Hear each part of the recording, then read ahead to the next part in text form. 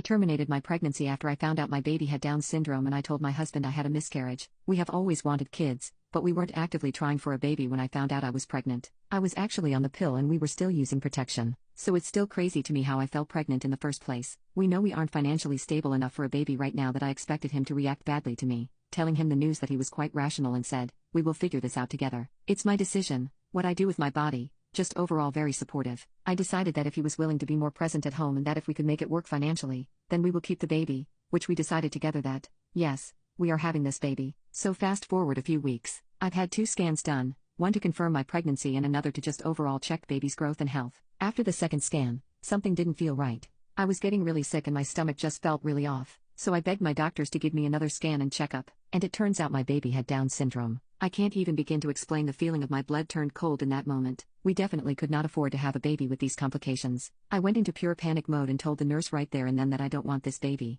After a small talk of her trying to convince me to think about it first, offering the support numbers before I make a decision, I was adamant. So she booked me an appointment for an abortion. I went home that day and made up a lie saying that baby wasn't looking right and they want me in for another scan later in the week. That scan was an abortion. It was not a nice experience, worse than what was described to me, and the emotional pain I feel is disgusting. A few days later, I told my husband I had a miscarriage and he comforted me and we spoke about it. I told him I wanted to forget about it all and move on, seeing as it wasn't far along at all, and we can try again for real when we are ready in a few years. I will never, ever tell him what I did. In my best defense, it would have ruined our marriage, run us dry of money, and I don't think we should have agreed to keep a baby in the first place because realistically, we can't really afford it right now. We were planning to wait a couple more years, but it pains me knowing that if the baby didn't have Down syndrome, I would have kept it. I don't know how to feel and I can't tell anyone. No one else even knows I was pregnant other than my husband, and I can never tell him that I got our baby aborted because of her Down syndrome. I know. He said he supports my decision of keeping or not keeping a baby, but I feel like he would still hate me if he knew what I did.